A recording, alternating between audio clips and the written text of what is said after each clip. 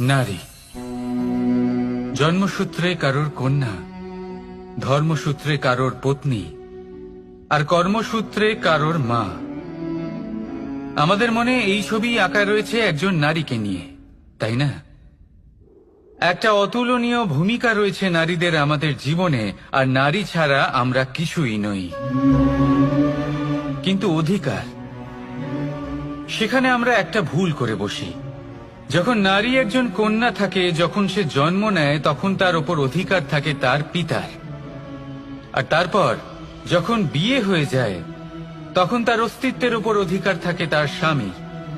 আর যখন তিনি মা হন, তখন নিজেই তিনি জীবনের সমস্ত অধিকার দিয়ে দেন তার সন্তানকে। কিন্তু আমরা কি কখনো এটা ভেবেছি এই জীবন হলো তার